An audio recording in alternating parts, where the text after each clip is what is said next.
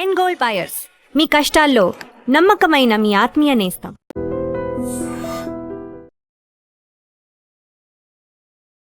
నమస్కారం, welcome to I dream. ధర్మ మార్గం విత్ విజిత కార్యక్రమానికి స్వాగతం.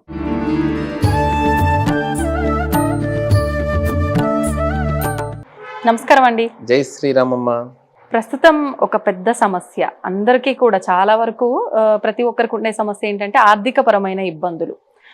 ఒకరికి ఉంది, ఒకరికి లేదని కాదు, కానీ కొంతమందికి మాత్రమే లేదేమో. దాదాపు అందరికీ ఉన్న ఇబ్బంది ఆర్థిక పరమైన ఇబ్బంది.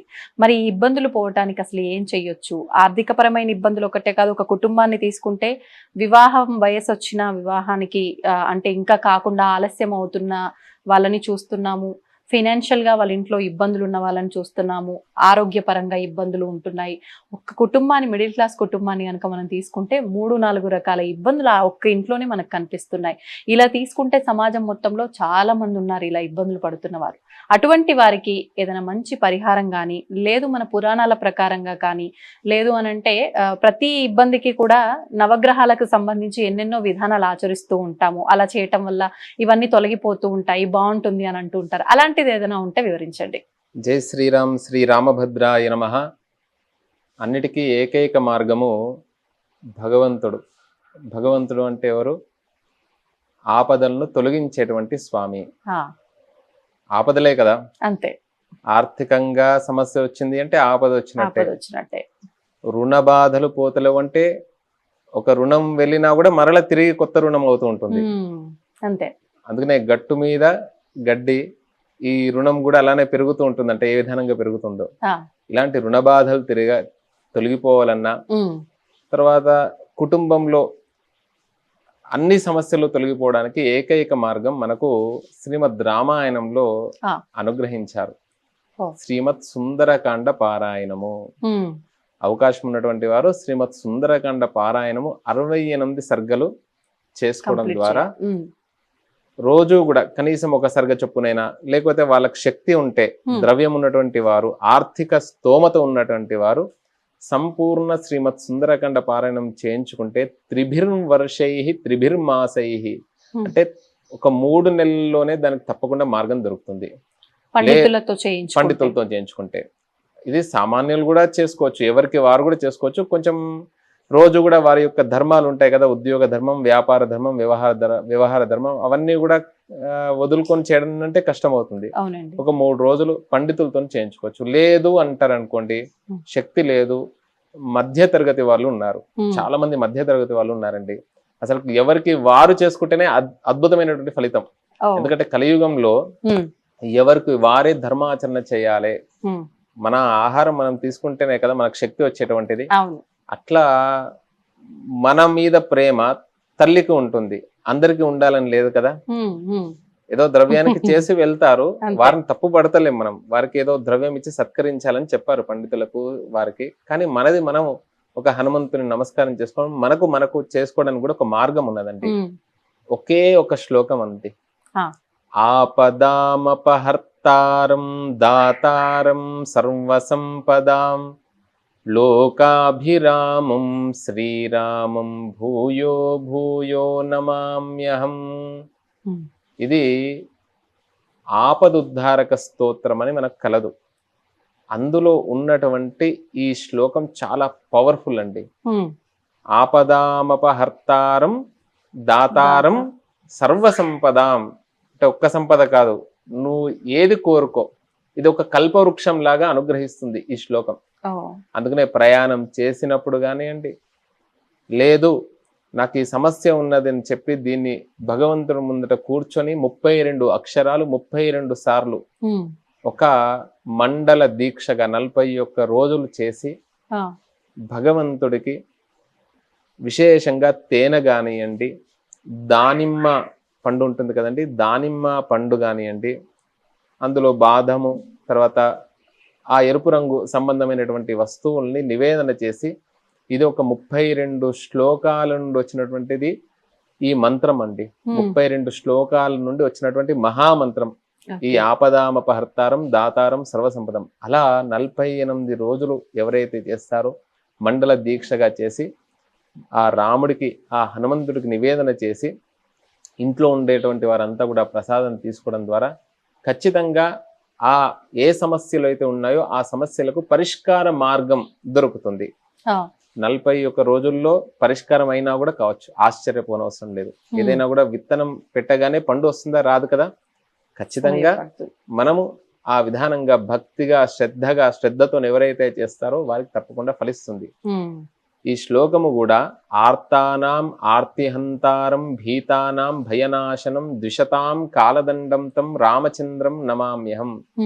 ఈ శ్లోకంలో మొదటి అక్షరం ఆ అనే అక్షరం. ఈ ఆర్తానాం ఈ శ్లోకం నుండి వచ్చినటువంటిది ఆ అనే అక్షరం. ఆ పా ఉంది కదండి. పదాంభోజ రజస్పర్శ పవిత్ర మునియోషితే నమోస్తు సీతాపతయే రామాయాపన్ నివారణే. చూడండి, ప్రతిదానికి కూడా ఆపద తొలగించు స్వామి. దా అనే అక్షరం. దానవేంద్ర మహామత్త గజపంచాస్య రూపిణే నమోస్తు రఘునాథాయ రామాయాపన్ నివారిణే. ఇలా 32 శ్లోకాలు చదువుకోలేరు. కావున ఈ కలియుగంలో ఈ శ్లోకాన్ని ఇంట్లో పిల్లలు కానివ్వండి, తర్వాత తల్లిదండ్రులు కానివ్వండి, అందరూ కూడా ప్రతి ఒక్కరూ కూడా కుల మత వర్ణ వర్గ భేదం లేకుండా ప్రతి ఒక్కరూ కూడా అన్ని సమయాల్లో సర్వకాల సర్వ అవస్థలయందు, మిగతా మంత్రాలకి నియమాలు ఉంటాయి కానీ దీనికి ఏమి నియమం లేదు. మనం ఏదైతే కోరికలు కోరుకుంటామో, రుణ బాధ పోవాలి అనుకుంటామో దానికి మాత్రం ఒక దీక్షగా చేయాల్సి ఉంటుంది. అలా చేసి మనకు దగ్గరలో ఉండేటువంటి హనుమంతుడు లేనటువంటి ప్రతి వీధిన, ప్రతి గ్రామంన, ప్రతి చోట కూడా హనుమంతుడు ఉండవు. అవకాశం ఉంటే రావి చెట్టు అక్కడికి వెళ్ళేసేసి స్వామి వారికి ఒక 11 ప్రదక్షిణలు చేయడం, ఈ దీక్షా నియమం కూడా చాలా విశేషంగా దీక్షలో ఉన్నటువంటి ఈ నియమాన్ని పాటించడం ద్వారా అద్భుతమైనటువంటి ప్రతిఫలాన్ని మనం పొందగలుగుతాం. ఈ 48 రోజులు పూర్తయిన తర్వాత హనుమంతుడికి సింధూర అర్చన, శక్తి ఉన్నటువంటి వారు వడమాల. రుణం ఏమిటి అంటే కుజుడికి మినుములు చాలా ఇష్టమైనటువంటి ఆయనకు, అందుకనే ఆ మినుముల్ని ఇస్తుంటారు. ఆ మినుముల ద్వారా చేసినటువంటి వడలు. అందుకనే ఇంటికి ఇనుము వంటికి మినుము అని ఉన్నారు అన్నట్టు. అందుకనే మినప పప్పు తింటూ ఉండాలి. కందిపప్పు ఏమిటి అంటే సంతానానికి. ఈ బియ్యం అంటే ఒక్కొక్క దానికి చంద్రుడికి ప్రతీక. చూడండి, ఎన్ని పదార్థాలు తిన్నా కూడా అన్నం తింటే అమ్మాయి అంటాం. ఒక 4 రోజులు బయట రాష్ట్రానికి వెళ్ళేసి అక్కడ మనకు అన్నం దొరకది. ఇక్కడికి వచ్చిన తర్వాత 4 రోజుల తర్వాత అమ్మయ్య ఇంటికి వచ్చి అన్నం తింటే అదొక సంతృప్తి అన్నట్టు. అట్లా ఒక్కొక్క ధాన్యం విశేషం కూడా ఉన్నది అన్నట్టు. నవధాన్యాలు అంటే కూడా విశేషంగా దాని గురించి మనం ఇంకొక మాట్లాడదాం తప్పకుండా. అట్లా ఈ శ్లోకాన్ని ఎవరైతే పఠిస్తారో వారికి ఆపదలు తొలగి తప్పకుండా సంపదలు కలుగుతాయండి. ప్రతిరోజు దీపారాధన చేస్తుంటాం కానీ అంటే రోజు ఉండే పూజా మందిరమే, రోజు ఉండే దేవతా విగ్రహాలు, చిత్రపటాలే కానీ మళ్ళీ సందేహాలు వస్తూనే ఉంటాయి చాలా మందిలో కూడా. అసలు ఏమేమి చిత్రపటాలు ఉండాలి, ఒకే దేవుడివి మళ్ళీ ఒక 2-3 చిత్రపటాలు ఉండొచ్చా, విగ్రహాలు ఉండొచ్చా, ఈ విగ్రహాలు ఉన్నా ఒకవేళ ఆడవారు విగ్రహారాధన చేయొచ్చా, ఇలాంటి సందేహాలు చాలా ఉన్నాయండి. ఒక్కసారి అసలు మన పూజా మందిరం ఏ రకంగా ఉండాలి ఇంట్లో, దాని గురించి తెలియజేయండి. మృత్పిండమేకం బహుభాండ రూపం. మృత్ అంటే మట్టి అని అర్థం అన్నట్టు. మట్టి ముద్దనే కానీ ఒకరు కుండ అని, కూజ అని, ముంత అని పలు రకాలుగా అనేకంగా మరల అది మట్టి ముద్ద నుండే చేస్తున్నారు. సువర్ణమేకం బహుభూషణాని. ఈ బంగారం అంతే ముద్దనే కానీ దాంతోని అంగుళీకం, చంద్రాభరణము, ఇంకా అనేక ఆభరణాలు చేస్తూ ఉంటారు. సువర్ణమేకం బహుభూషణాని. ఇంకా ఇప్పుడు కొత్తగా రాళ్ళు చెప్తున్నారు. ఇంతకుముందు పూర్వం ఇన్ని రాళ్ళు లేకుండే. గోక్షీరమేకం బహుధేను జాతం. క్షీరం తెల్లగా ఉంటుంది కానీ అనేక, నువ్వు ఏ ఆవుని చెప్పగలుగుతావా, ఏ ఆవు పాలని చెప్పగలుగుతావా? చెప్పలేం. చూస్తే ఒకేలా ఉంటాయి. ఏక పరమాత్మ బహుదేహవర్తి. భగవంతుడు ఒక్కడే. శివాయ విష్ణు రూపాయ. శివుడు కాశీలో విశ్వనాథుడు ఎప్పుడు కూడా విష్ణువుని స్మరిస్తూ ఉంటాడు. విష్ణుమూర్తి పరమేశ్వరుని స్మరిస్తూ ఉంటాడంట. శివుడు గణపతికి ఉపదేశం కూడా ఓం నమో నారాయణాయ అనేటువంటి అష్టాక్షరి మంత్రాన్ని ఉపదేశించాడు. అట్లా ఇద్దరు కూడా ఒకటే స్వరూపం. కాబట్టి ఒకే ఒక చిత్రపటం ఉండాలండి. అంటే పాపం పెరిగినా కొద్దీ అనేక మంది దేవతలు ఉన్నారు, లేరని కాదు.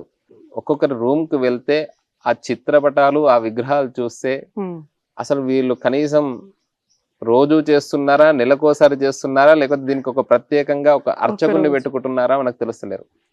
ఒకే ఒక చిత్రపటం మనకు పూర్వం నుండి ఏ విధానంగా మన యొక్క వంశపారపర్యంగా వస్తున్నటువంటి విగ్రహ ఏదైతే రూపం ఉందో అదే రూపాన్ని పెట్టుకోవాలండి. అయితే పూర్వీకులు ఏ దేవత ఏ ఆరాధన దేవతను చేశారో? కులదేవత అంటారు. ఓ, కులదేవత చిత్రపటాన్ని ప్రధానంగా పెట్టుకోవాలి.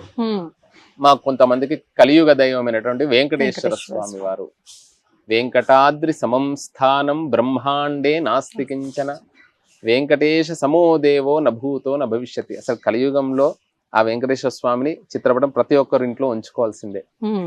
ఆయనను ప్రధానంగా ఉంచుకోవాలి. లేదండి మాకు లక్ష్మీ నరసింహస్వామి వారు అని ఒక ప్రాంతంలో అంటారు. అలా ఎవరి కులదేవత చిత్రపటం ప్రధానంగా ఒకటే ఉండాలి. ఆ చిత్రపటానికి కూడా రోజు కూడా అంటే ఇప్పుడు అంటే తయారు చేసేటువంటి దాన్ని బట్టి కొంతమంది అద్దంతో ఉంటాయి ఫ్రేమ్స్, గ్లాస్ ఫ్రేమ్స్ ఉంటాయి. వాటికి బొట్లు పెడితే ఏం కాదు. ఇప్పుడు మామూలు ఫ్రేమ్స్ ఉంటాయండి, లామినేషన్. ఇంకా బొట్లు పెడతారండి. శిరస్సు ఇక్కడ ఒక బొట్టు, తర్వాత చెవుల దగ్గర బొట్లు, ఇంకా కంఠము దగ్గర బొట్టు, హృదయస్థానము, ఈ చేతులకు కాళ్ళకు. నిజంగానే ఆ స్వామి ఏమైనా కూడా ప్రత్యక్షంగా ఉంటే ఇంకా పారిపోతాడు వీళ్ళ ఇంట్లో నుండి. ఎక్కడ ఉండాలండి బొట్టు? ఒకే ఒక చోట, మాత్రమేనా? అంతే. కుంకుమ తర్వాత విభూతి ఉంటుంది. విభూతికి స్థానం ఉంది. అంటే ఈ నాభి మీదికి కొన్ని ప్రదేశాలలో అంటే గృహస్థులకు కొన్ని ఉంది. తర్వాత తిరుమని అని వైష్ణవ సంప్రదాయంలో ఉంటుంది. అలా ఈ విధానంగా ఉంది. కానీ కుంకుమ బొట్లు శరీరానికి పెట్టుమని ఎక్కడా లేదండి. ఆ కుంకుమ కూడా ఎలా అంటే చాలా మంది మాకు బొట్టు పడతలేదండి అని బొట్టు మానేస్తున్నారు. స్వచ్ఛమైనటువంటి పసుపుతో చేసినటువంటి పసుపు, నిమ్మకాయ, దాని విధానం ఉంటుంది. ఇంట్లో కూడా తయారు చేసుకోవచ్చు. ఆ కుంకుమ అనే ధరించాలి. ఇక్కడ ఆజ్ఞాచక్రం చాలా గొప్పనైనటువంటి మనకు ధ్యానం చేసిన లేకపోతే అమ్మవారి స్వరూపం ఇంకా కుంకుమ అంటే. ఇట్లా ఒకే ఒక బొట్టు పెట్టుమని చెప్పారండి. ఇన్ని బొట్లు గాని ఇంత విధానం గాని చెప్పలే, ఇన్ని చిత్రపటాలు గాని వాటికి. ఎందుకంటే నెక్స్ట్ జనరేషన్స్ కి చేయలేక ఇబ్బంది పడుతూ ఉంటారు. అంతే కదండి, మన వరకు చేస్తాము. ఇంతకుముందు కుటుంబంలో కూడా ఉమ్మడి కుటుంబంలో కనీసం 25 మంది 30 మంది ఉండేవారు. కానీ ఈ రోజుకి ఒక్కరు చాలు, ఇద్దరు చాలు అంటున్నారు కదా. అంటే ఖర్చులు పెరిగే కొద్దీ సంపాదన ఎంత వచ్చినా సరిపోకపోయేసరికి కుటుంబాలని దీనికంటే తక్కువనే ఉంటుండే. అప్పుడు ఇంత మోడర్న్ లేదు. ఏదైనా కూడా మనస్సును బట్టే ఉంటుంది కాబట్టి ఏదైనా కూడా మన చేతిలోనే ఉంటుంది. ఇవన్నీ కూడా అడ్జస్ట్మెంట్స్ అనేటువంటివి పెంచుకుంటే పెరుగుతుంది అంతే. ఇప్పుడు బొట్లు ఒక్కటే కాదు, పూజా రూమ్ లో ఇంకా స్వామికి గంధం బొట్లు, కుంకుమతో పాటు గంధం పెడతారు ఇట్లా కొంతమంది. ఇప్పుడు వచ్చేటువంటి గంధం అంతా కూడా అంటే కెమికల్స్ తో వస్తున్నాయండి. చూసి జాగ్రత్తగా తీసుకోవాలి. అసలు పెట్టొచ్చు అంటారా? అసలు గంధము అనేటువంటిది వంశాభివృద్ధి. ఒక గంధపు చెక్క ఉంటే అమ్మా చాలా జనరేషన్స్ అంటే ఒక 3 తరాలు 7 తరాలు అంటారు కదా, 3 generations వరకు ఉంటుండండి గంధపు, స్వచ్ఛమైనటువంటి గంధపు. ఇప్పుడు అందుకనే ఆ గంధపు చెక్క నుండి గంధం తైలం అని చెప్పి ఇప్పుడు బ్యూటీ పార్లర్ అట్లాంటి వాటికి వాడుతున్నారు. ఈ గంధపు పొడి కూడా వాడుతున్నారు. అలా స్వచ్ఛమైనటువంటి గంధం అనేటువంటిది విగ్రహాలకు పెట్టమన్నారండి. విగ్రహాలకు పెట్టమన్నారు. అసలు విగ్రహాలని అందరూ సామాన్యులు కూడా ఇంట్లో పూజ మందిరం నుంచి అంటే ఎంత ఉంటే అంతేనండి. ఇప్పుడు చిన్న పిల్లవాడు ఉన్నాడండి, పుట్టినటువంటి బాబు ఉన్నాడు, అతనికి ఏంటిది తల్లి పాలు సరిపోతది. కొంచెం పెరిగినా కొద్దీ ఇంకొంచెం ఎక్కువ సిరిలాక్స్, ఇప్పటి భాషలో సిరిలాక్ అలాంటి, ఇంకా కొంత పెరిగినాక అన్నం. అంటే ఎంత పెరుగుతూ ఉంటే అంత ఆహారం పెట్టాలి. మళ్ళా ఆ నియమం ఉన్నదా దీంట్లో? తర్వాత అందులో అనేక నియమాలు ఉన్నాయి, అంటు ముట్టు ఇట్లాంటివన్నీ కూడా ఉన్నాయి.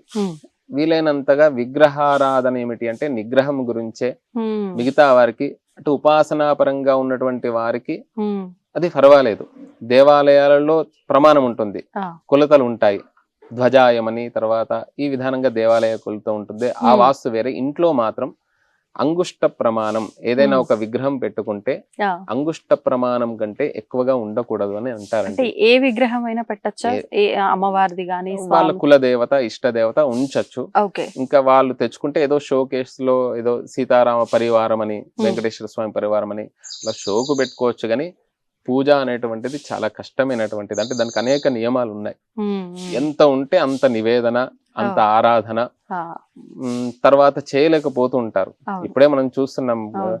పూర్ణాయుష్ ఎక్కడ ఉంది, సౌఖ్యం కుతః ప్రాణినాం అన్న విధానంగా ఉమ్, ఆయుర్వర్ష శతం నృణాం పరిమితం రాత్రౌ తదర్థం గతం. ఇలా బాల్యాప్యము వృద్ధాప్యము తెలియకుండా గడుస్తూనే ఉంటది. అవును. బాలస్తావత్ క్రీడాసక్త, తరుణస్తావత్ తరుణీసక్త, వృద్ధస్తావత్ చింతాసక్త, పరమే బ్రహ్మని కోపిన రక్త. అర్థం ఇంత ఏంటండి? అంటే ఇంత జీవితంలో మనం ఎంత కేటాయిస్తున్నాం, నిజంగా భగవంతుడికి ఎంత కేటాయిస్తున్నాం. ప్రేమ అంటారు కదా, భగవంతుడి మీద ప్రేమ అంటాం కదా, అవును. అక్కడ భగవంతుడి దగ్గరకు వదిలిపెట్టేసేయండి. మళ్ళీ తల్లిదండ్రుల యందు, ఉమ్, ఉమ్, మనల్ని ఆశ్రయించిన వాళ్ళ యందు, ఊరికే సమాజంలో వెళ్తుంటాము, మానవతా విలువలు అంటారు అన్నట్టు, వారి యందు. అవును. అందుకనే రాముడు మనకు ఆదర్శ దైవము. ఉమ్, కలియుగమైన ఇప్పటికీ కూడా ఆయనను స్మరిస్తున్నామంటే ఆదర్శంగా తీసుకోండి. అంటే అందరితోనే కూడా మంచిగా మాట్లాడండి. అవును. స్మితపూర్వ విభాసి, ముందుగా తనే మాట్లాడిస్తుండంట. ఇప్పుడు మాట్లాడేయడానికి కూడా చాలా కష్టం, ఇంటి వాళ్ళని మాట్లాడేయడానికి కూడా చాలా కష్టం అన్నట్టు. అవును. అట్లా విగ్రహాలు అనేటువంటివి వీలైనంతగా వారి యొక్క కులదేవత, ఇష్టదేవత ఆరాధన, ఇష్టదేవత అంటే మనస్సులో ఆరాధన చేయవచ్చు అని చెప్పారు. ఒకే ఒక చిత్రపటం పెట్టుకుంటే, సరే మాకు ఈ ఐ డ్రీమ్స్ ద్వారా చాలా మంది చూస్తున్నారు, మా ఇంట్లో ఎన్ని చిత్రపటాలు ఉన్నాయి స్వామి అని అంటే, తప్పకుండా ఉన్నటువంటి వాటిని తీయకుండా వారానికి ఒక్కసారి, ఒక శుక్రవారం కానివ్వండి, శనివారం కానివ్వండి, మీకు తోచిన విధానంగా, అసలు ఉపాసనకు ఆదివారం చాలా ముఖ్యమైనటువంటిదండి. అవునా, దేవతా ఉపాసనకి. తర్వాత కొంతమందికి గ్రహాలకు కూడా అధిష్టాన వారాలు ఇవి. సోమవారం, ఆదివారమా? ఈ ఒక్కొక్క వారం భగవంతు ఈ గ్రహాలు ఒక్క వారం ఒక్కొక్క గ్రహానికి. ఓకే. నవగ్రహాలు 9 గ్రహాలు కదా, 9 గ్రహాలకు మళ్ళా 9 వారాలు ఉండాలి కదా, 7 వారాలు ఉన్నాయి. సోమవారం దేనికండి? చంద్రుడికి. మంగళవారం కుజుడికి. బుధవారం బుధుడికి. గురువారం గురువుకి. చంద్రుడు ఏంటిదండి? మానసిక ప్రశాంతతని ఇస్తాడు. బాగా పిల్లవాడు ఏడుస్తుంటే మనం ఏం చేస్తాం? ప్రాక్టికల్ గా చందమామని చూపిస్తాం, అంతే అంతే కదా. ఇప్పుడు కష్టమైంది అనుకోండి, ఇప్పుడు మాధ్యమం టీవీలో చూపిస్తున్నారు అన్ని పాటలు, వాటిలో ప్రకృతిని పిల్లలు, అందుకనే పిల్లల్లో చాలా సమస్యలు ఎందుకు వస్తున్నాయి అని అంటే, ప్రకృతికి దూరంగా ఉంచుతున్నారండి. అది చాలా ప్రమాదకరమైనటువంటిది. ఈ చేతిలో చాలా బలం ఉంటుందండి, ఎడమ చేతిలో. ఈ బలం అంతా పోవడానికి కారణం ఎప్పుడు ఈ చేతిలోనే. దీంట్లో రేడియేషన్స్ కూడా ఉంటాయండి, ఫోన్ లో కూడా. అంటే అందుకనే పూర్వం చిన్న ఫోన్ వాడుతుంటారు, అసలు నెత్తి దగ్గర పెట్టుకొని పడుకుంటున్నారండి. అది దాని ద్వారా చాలా, అంటే కొంతమంది పిల్లలకి ఈ మధ్యలో నేను విన్నాను, కొంతమందికి బ్రెయిన్ స్ట్రోక్ వచ్చిందండి. అంత రేడియేషన్స్ ఉంటాయి. నెత్తి దగ్గర దీపం ఎప్పుడు పెడతారండి? పోయినప్పుడు ఒకటేసారి పెడతారు. ఇప్పుడు మనం ఏం చేస్తున్నాం, రాత్రి అంతా కూడా నెత్తి దగ్గరనే ఉంచుకుంటాం. అందుకనే చాలా మందికి అనారోగ్యాలు వస్తున్నాయి. ఏం చేస్తున్నాడో తెలుస్తలేడు, ఏ విధానంగా వెళ్తుందో. ఉండాలి, మంచి ఉంది, చెడు ఉంది. దీంట్లో ఒక్క నొక్కితే దీంట్లో చాలా పనులు అవుతాయి మనకు. అన్ని పనులు చేసుకోవచ్చు. దీంట్లో మంచి ఎంత ఉందో చెడు కూడా అంతే ఉందన్నమాట. కాబట్టి ప్రతి దానికి కూడా కారణం ఉంటుంది. ఒక్కొక్క అలా చంద్రుడు మానసిక ప్రశాంతతను ఇస్తాడు. కుజుడు ఏమిటి అని అంటే, ప్రధానంగా కుజగ్రహం అనేటువంటిది మనకు కొంచెం ఉద్రేకము, కోపము, ఆవేశం వస్తుంటుంది కదా, ఇవన్నీ కూడా ఆ కుజుడికి అధిష్టాన దేవత అయినటువంటి సుబ్రహ్మణ్య. అందుకనే మంగళవారం రోజు, శనివారం రోజు నియమంగా ఉండమని చెప్పారు. ఇవి 2 గ్రహాలు ఏంటిదంటే కొంచెం ఉగ్ర స్వభావం అన్నట్టు. అందుకనే కుజుడు బాగా లేకుంటే, అందుకనే మంగళవారం రోజు గుడికి వెళ్ళండి. అందుకనే మంగళ శనివారాలు చాలా మంది ఉంటుంటారు. సుబ్రహ్మణ్యేశ్వర స్వామి ఏంటిది ఉసలు కొడుతుంటారు కదా. కాబట్టి అలాంటి ఆ రక్త సంబంధమైనటువంటిది, బీపీ, షుగర్, ఇట్లాంటివి, బీపీతోనే అన్ని వ్యాధులు వస్తుంటాయి కదా. వీటన్నిటికి ఏంటంటే ఆ కుజుడికి సంబంధించినటువంటి సుబ్రహ్మణ్యేశ్వర స్వామిని స్మరించడం ద్వారా. బుధవారం సుజలం సుఫలం సస్యశ్యామలం వందే మాతరం. మనం సంపాదించిందంతా కూడా అంటే సూర్యుడి యొక్క అనుగ్రహం ద్వారా ఆదివారం సూర్యుడికి అనుకున్నాం కదా. శరీరము, చంద్రుడు మనస్సు, అంటే ఈ 120 సంవత్సరాలు ఈ ఖచ్చితంగా ఈ గ్రహాలు అనేటువంటిది, కుజుడు 7 సంవత్సరాలు, శనేశ్వరుడు దానికి సంఖ్య ఉన్నది, అలా ఒక్కొక్క 18 సంవత్సరాలు, అలా చంద్రుడికి ఇంత సంఖ్య అని 10,000 సంఖ్య అని, అట్లా మన జీవితకాలం కూడా ఈ సంఖ్యతో ముడిపడి ఉన్నది అన్నట్టు. కాబట్టి ఈ వారాలు కూడా చాలా ముఖ్యమైనటువంటివి. ఇవి తప్పకుండా ఈ వారాలలో ఆ భగవంతుడు ఇంట్లో ఉండేటువంటి దేవతారాధనకి మన జీవనానికి కూడా చాలా ముడిపడి ఉన్నది. ముడిపడి ఉంది. అట్లా మంగళవారం రోజు కుజుడు, ఉమ్, బుధవారం రోజు బుధుడు, ఉమ్, గురువారం రోజు గురువు, శుక్రవారం రోజు శుక్రుడు. ఇప్పుడు ఒక్కొక్కరికి ఒక్కొక్క ఆసనం, అంటే శరీరము మనస్సు వచ్చింది, తర్వాత ఒక ఇల్లు వివాహము అన్నిటికి సంబంధించినటువంటిది కుజుడే కదండి. కుజుడు. ఉమ్, ఆ కుజుడు తర్వాత ఎవరండి? ఉమ్, బుధుడు. అంటే Okay. మనం అన్ని వస్తాయి, మనకు సంపద అన్ని ఉంటాయి, సంపాదించిందంతా కూడా తీసుకొని వెళ్ళేసి ఒక ప్రైవేట్ బ్యాంక్ లో పెడితే ఏదో చిట్టీలో వడికిస్తే బుద్ధి పనిచేయాలి కదా. ఇక్కడ పెడితే అది చాలా మంది ఈ grow రోజు అవుతుంది. ఉమ్, స్టాక్ మార్కెట్లలో పెట్టేసి చాలా మంది నష్టపోతున్నారండి. అవును. వాడికి బుధుడు సరిగ్గా లేక, ఓకే ఓకే. వాడు అంటే సరిగ్గా ఆ ప్రకృతిని ఆస్వాదించక, సహజ సిద్ధమైనటువంటి యతాహార తత్ విచార, మంచి ఆహారం తినాలంటే కూడా బుధుడి అనుగ్రహం ఉండాలంట. ఆహాహా. అట్లా యోగం ఉండాలంటే. అంతే. ఆహార విహారశ్చ, ఆహార నియమాలు కూడా అందుకనే తిండి కలిగితే కండ కలదోయ్, కండ కలవాడే మనిషి అన్నాడు కదా. సరిగ్గా తినేటువంటి వాడు సరిగ్గా నిద్రపోతాడు, సరిగ్గా పని చేస్తాడంట. అంతే. అన్నిటికీ ఆధారం అలా. అలా గురువు అనుగ్రహం ఉంటుంది. గురువు అనుగ్రహం ఉండడం ద్వారా శుక్రుడు అంటే పంచకోణాకారం మీద కూర్చుంటాడు. పంచకోణాలంటే 5 పంచభూతాలు. కోణాలు ఆ, ఆ. ఆయన కూర్చునే ఆసనం కూడా. Okay okay. సూర్యుడికి వృత్తాకారం, కుజుడికి త్రిభుజాకారం, ఆహాహాహా. బుధుడికేమో మార్గం, యారో అంటే బాణం కాదు, బాణం పుల్ల ఉంటుంది కదా, ఒక అవును. మార్గం చూపిస్తాడు బుధుడు ఈ మార్గంలో. Okay, okay. అలా మార్గంలో వెళ్ళడం ద్వారా అలా గురువు యొక్క అనుగ్రహం లభిస్తుంది. ఉమ్, గురువు అనుగ్రహం లభించడం ద్వారా శుక్రుడు పంచకోణాకారం మీద కూర్చుంటాడు, స్టార్ అంటాం కదా. ఆహా. అట్లా శుక్రుడి యొక్క అనుగ్రహం కలిగి అప్పుడు నెమ్మదిగా ఎప్పుడైతే జీవితంలో అండి ఒక స్టార్ అంటాం కదా, ఆ, అది 10 to 12 years ఉంటుందండి. ఓకే. అంటే ప్రతి 10 మనిషికి years కూడా. 9 years 10 years వచ్చేసరికి అతను ఏం చేస్తాడు అంటే, నేను చాలా ఇంకా నాకు మించిన వాళ్ళు లేరు, మాకురు ధన జన యవ్వన గర్వం అని అన్న విధానంగా నా దగ్గర ధనం ఉన్నది, జనం ఉన్నది, పరివారం ఉన్నది, మంచిగా ఉన్నది అని చెప్పేసి ఒక గర్వం వస్తుంది. దాంతోనే అక్కడ పడిపోతాడు. అప్పుడే తను అనుకోలే, నా స్టార్ చాలా బాగా తిరిగింది కాబట్టి ఇప్పుడు 40వ మెట్టు నుండి కింద పడితే ఏం కాదు, ఇప్పుడు 90వ మెట్టు దగ్గరకు వచ్చాను, బా. ఇంకా నేను ఎక్కడం కష్టం అవుతుంది, ఈ కోలుకోలేదు. 90వ మెట్టు దగ్గర ఇంకా చాలా జాగ్రత్తగా వెళ్ళాలి అనుకోవాలి. అవును. అక్కడే పడిపోతాడండి. ఉమ్, చాలా మందికి ఒక 3 సార్లు వస్తుందంట, కొంతమందికి ఒకటేసారి వచ్చి పోతుంది, ఇంకా వాళ్ళు మళ్ళీ కనబడదు. ఆ 10 to 12 years కనబడతాడు, మళ్ళీ ఇంకా వాడు అతను కనబడన్నాడు. ఉమ్. కాబట్టి ఆ జీవితంలో ఎప్పుడైతే ఇవన్నీ వచ్చాయో అప్పుడే చాలా ఎదిగిన కొద్దీ ఒదిగి ఒదగాలి ఉండాలి. అన్నారు కదా. ఒక పాట కూడా ఉన్నది, చాలా మంచి మంచి పాటలు ఉన్నాయి మనకి సినిమాలలో కూడా, ఈ ఆధునిక సినిమాల్లో కూడా ఉంటాయి. జగమంత కుటుంబం నాదే, ఏకాకి జీవితం నాదే అని. అట్లా మహానుభావులు అలా మంచి ఆలోచన ఉన్న వాళ్ళు రాస్తూ ఉన్నారు ఈ మధ్య కాలంలో. ఆ విధానంగా అప్పుడు శనైహి అందరు శనైశ్వరుడు అంటాడు, ఈశ్వరుడు కదండి, శనైశ్చరః ఉమ్, అంటే నెమ్మదిగా వెళ్ళండి అని అర్థం అన్నట్టు. ఉమ్. అప్పుడు శని యొక్క అనుగ్రహం ఉండడం ద్వారా 7 గ్రహాలు అయిపోయినాయి ఇప్పటికి, అవును. ఆదివారం నుండి. అవును. 2 ఇక్కడ రాహు కేతు, కేతు. దానికే రాహుకాలం అని కేతుకాలం అని. మనకు సముద్ర మథనం అప్పుడు అమృతం వచ్చిన సమయంలో వీరు మాయా రూపంలో వెళ్ళేసి దేవతల వరుసలో కూర్చున్న సమయంలో అమృతం, ఆ కథ అందరికీ తెలిసినటువంటిదే. అందుకనే అప్పుడు ఆ గణంలోకి, అందుకనే రాహు గ్రహం అన్నారు. రాహు గణం, కేతు గణం. సూర్యుడికి నైరుతిలో ఉంటాడు. ఇప్పుడు నవగ్రహాలు కూడా ఎలా పెడితే అలా పెడుతున్నారు కానీ సూర్యుడికి నైరుతిలో రాహు ఉంటాడు. ఆయనకు తల ఉంటుంది కానీ పాదుకలు ఉండయి, తోక ఉంటుంది. కాలము సర్పము అధిదేవత ప్రతిదేవత. శూర్పాకారము, శూర్ప అంటే చాటాకారం, ధూమ్రవర్ణము కనబడాడు. అందుకనే రాహుకాలంలో చాలా మంది మోసపోతుంటారు. అందుకనే రాహుకాలంలో ప్రయాణం చేయకండి. తమిళియన్స్ బాగా పాటిస్తారు. కేతుకాలం అంటే యమగండం అని అర్థం అన్నట్టు. చివరిది ఏమిటి అంటే వాయువ్య దిగ్భాగంలో కేతు ఉంటాడు. ఇప్పుడు అన్నిటికీ ఒక్కొక్క కలర్ ఉంది. సూర్యుడికి ఎరుపు, చంద్రుడికి తెలుపు, కుజుడికి ఎరుపు, బుధుడికి గ్రీన్ ఎంబ్రాల్డ్ అంటాం కదా, గురువుకి ఎల్లో, శుక్రుడికి తెలుపు, శనేశ్వరుడికి నీలి వర్ణం బ్లూ రంగు అంటాం కదా, అది కొంచెం నీలవర్ణం. రాహుకి ఏంటిదంటే ధూమ్రవర్ణం.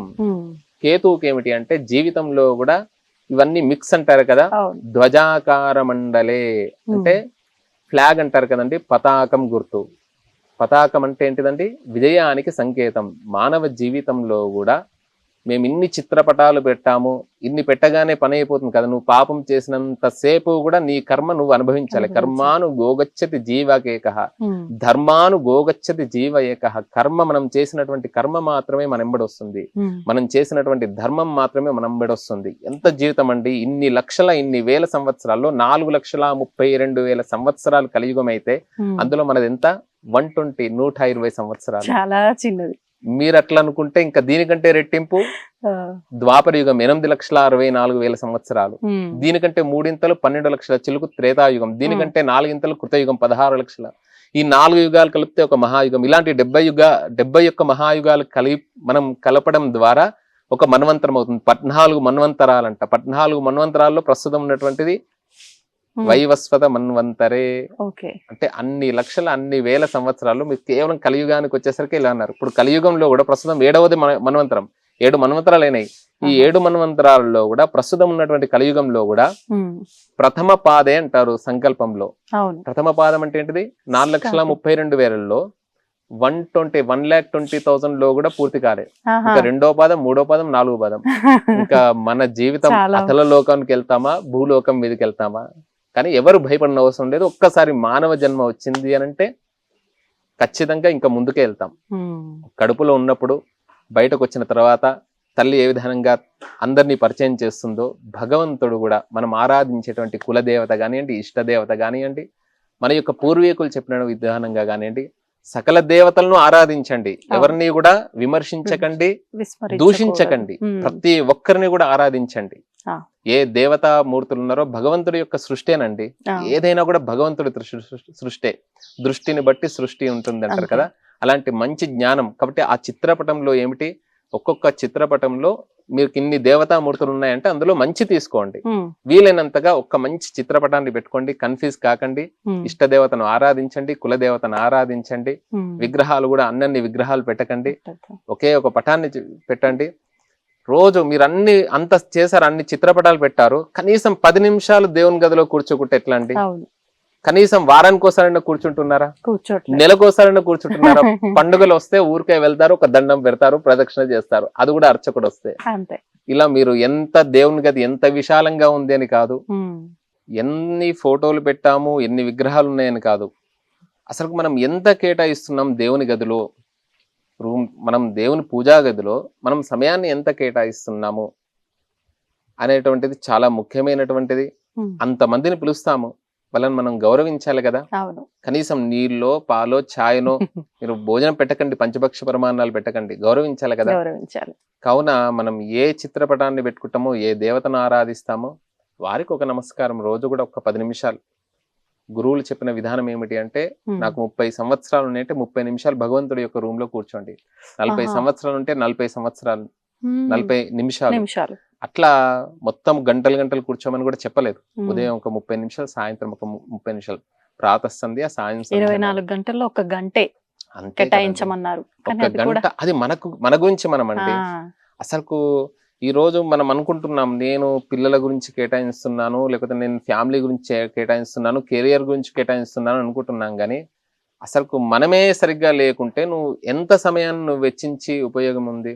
అందుకనే స్వధర్మము అంటే ఏమిటి అంటే, తనకు తాను ఉపాసన చేసుకునేటువంటి ఒక తను తరించడానికి ఇన్సూరెన్స్ ఏ విధానంగా మనము స్వల్పకాలానికి అంటే ఈ చిన్న జీవితానికి ఎలా చేసుకుంటామో, మరల వచ్చేటువంటి చిన్న ప్రయాణానికి ఏ విధంగా సర్దుకుంటాము. ఒక తిరుమలకు వెళ్తుంటాం, అరుణాచలం వెళ్తుంటాం, లేకపోతే బయట దేశానికి వెళ్తాము. అట్లా 2 నెలలకు 3 నెలలకు ఎలా సర్దుకుంటాము, మరల వచ్చే జన్మ ఏమిటో మనకు తెలియదు. దానికి మనం ఎంతగానో మనము ఇన్సూరెన్స్ చేసుకోవాలి, ఎంత మనం సద్వినియోగం చేసుకోవాలి. కాబట్టి ప్రతి ఒక్కరు కూడా మీరు మీ యొక్క పూజా గదిని దేహో దేవాలయ ప్రోక్తో జీవో దేవ సనాతన మీ హృదయంలో ప్రతిష్ఠించుకోండి. ఫోన్లన్నీ కూడా పక్కకు పెట్టండి. ఉదయం లేచిన విధానం మనకు చెప్పారు, పూర్వీకులు చాలా గొప్పగా చెప్పారండి. ఉదయం ఇన్ని ఫోన్లు ఇవన్నీ లేకుంటుండే, ఒకటే ఆ మామూలు ఫోన్ ఉంటుండే. అది కూడా 9 తర్వాత వస్తుండే, లేకపోతే సాయంత్రం 8 అయిందంటే అసలు ఉండకపోతుండే. వీలైనంతగా ఆహార విహార నియమాలు అనేటువంటి పాటించి భారతీయ సనాతన ధర్మ మార్గంలో వెళ్ళి అందరూ కూడా తరించగలరని మేము iDreams మార్గం ద్వారా దాదాపు 4 సంవత్సరాల నుండి ఇందులో చాలా గొప్పనైనటువంటి అవకాశం. అలా iDreams ద్వారా ఎంతో మంది ప్రతి ఒక్కరు కూడా ఇది చూస్తున్నారు. వాళ్ళందరికీ కూడా మేము అందిస్తున్నటువంటి గొప్పనైనటువంటి విధానం. జై శ్రీరామ్. జై శ్రీరామ్ అండి, ధన్యవాదాలు. జై శ్రీరామ్. తవ్వుతూనే శివలింగం. సరే, దాన్ని అట్లా కప్పేసేయండి, చూపించదండి. మూర్తి పూజ కాదు, సాక్షాత్ బ్రజేంద్ర నందన భగవాన్ ఉన్నారు మూర్తులు. ఏమీ ఆశించకుండా ఆరాధించే వాళ్ళు కూడా ఉన్నారా ప్రభుజీ? నిజమైన భక్తి అంటే మనకు తెలియదు కాబట్టి